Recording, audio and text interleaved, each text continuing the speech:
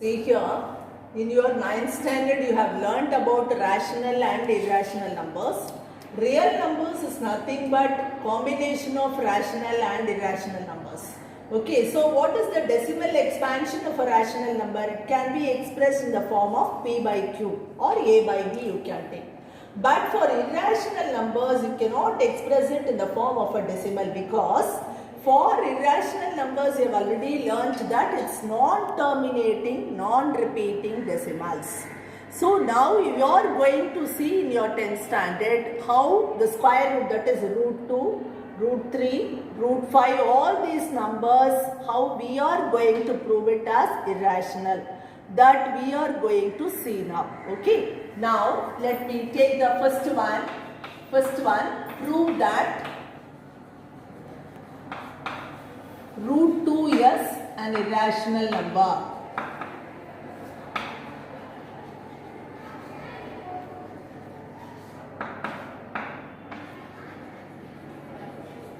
So whenever you are going to prove that one, you need to take that it is not an irrational number.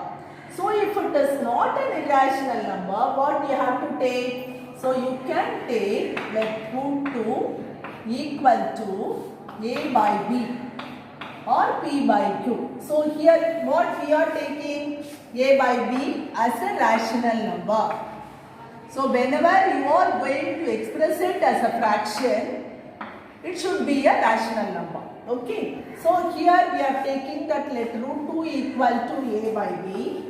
A and b are integers.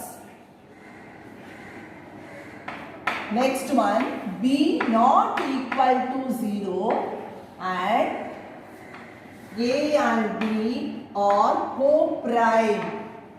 What is meant by co-prime? The common factor, that is highest common factor for a and b is 1. So if you are going to arrive at some other thing, then we can say that it is not a rational number, it should be an irrational number. So it is very important to write it as co-prime. Okay. First, now we have taken root 2 is equal to a by b. Mark this is 1. Squaring on both sides. Squaring on both sides. So what will you get? Root 2 the whole square equal to a by b the whole square. So what will you get? 2 is equal to a square by b square or 2b square equal to a square. You mark this is 2. So here a square is divisible by 2. From this a square equal to 2b square gives a square is divisible by 2.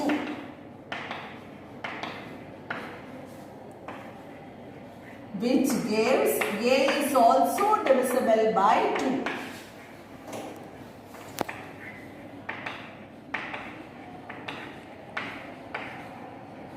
Now we have taken the variable a and b.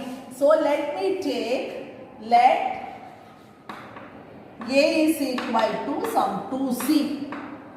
Okay, some other variable c I am taking. So squaring this one, you mark this as some third one. Squaring third, what will you get? Squaring 3, you will get a square is equal to 4c square. So you mark this is 4.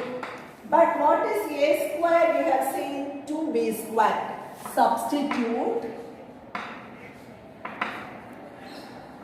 second equation, that second one, what we have marked? N 4. So what do you get?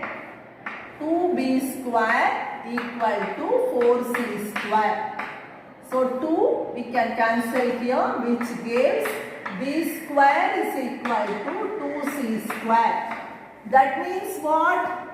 B square is divisible by 2.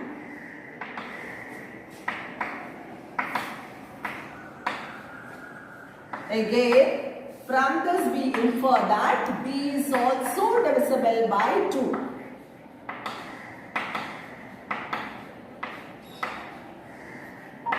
So from the above what we can find out? A and B have common factor 2. But what we have taken co-prime. But A and B are co-prime. From our assumption.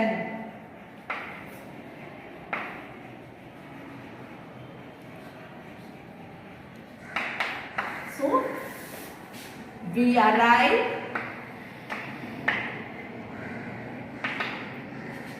at contradiction, or you can say that, or our assumption is wrong.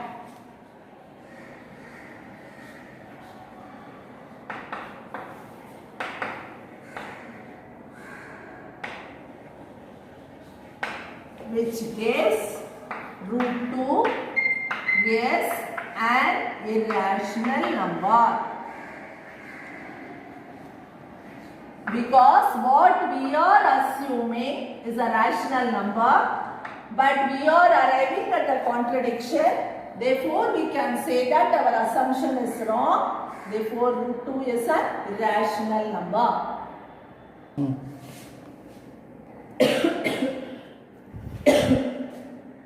See here, children, the same procedure you can extend or you can apply for whatever number, whether it is root 3 or root 5 or root 7 is given. For example, let me take it as root 3 and I want you to observe the change whatever I am making it here. Okay, so that you can also apply if you are able to learn, to be easy for you to do it like this. Okay, so here, so root 3 square will be equal to a by b the whole square. Root 3 square will be equal to a square by b square. 3b square equal to a square. So a square is divisible by 3, which gives a is also divisible by 3. Okay. Next thing, whatever number given, when you are going to write this statement, this you have to take. Okay, you should remember this. Here I have taken for root 2 as 2c. If it is root 3, I must take it as 3c. If it is root 5, I have to take it as 5c. So these are the small changes. If you are learning 1, if you have understood 1, this can be extended for multiples of any number, whatever is given. Okay.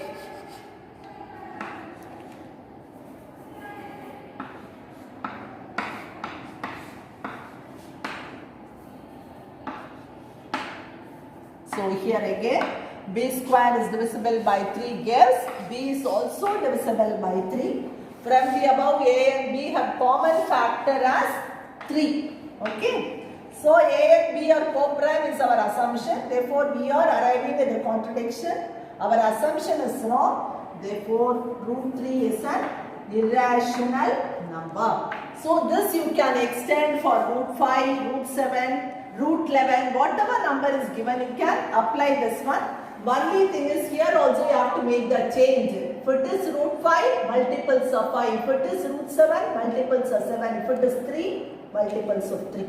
Okay? So easily you can learn. It's very, very important for the examination point of view. Prove that 6 plus root 2 is an irrational number. But anyway, you people should be knowing, since I have proved that root 2 is an irrational number, you can very well say, because already I have learned in your 9th standard that a sum of a rational and an irrational number is always irrational. But orally we cannot write. So for that also you have to prove that one. So again, let 6 plus root 2 equal to a by b. So again, root 2 will be what? A by b minus 6. Again, this can be written as a minus 6b by b. So here on your left hand side, root 2 is an irrational number. Already we know that. But here what we are taking, it's a rational number. Okay, it's a rational number. So what we are getting? Rational this will again one irrational number equivalent to rational number. What we are getting, ours is wrong. Therefore, we can prove that 6 plus root 2 is an irrational number.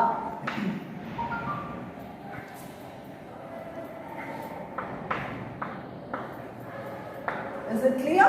So 6 plus root 2, any combination, whether it is subtraction, addition, multiplication, whatever is given, this is applicable. Again, addition of a rational and an irrational number is irrational. Product of a rational and an irrational number is irrational. Same way you can do it.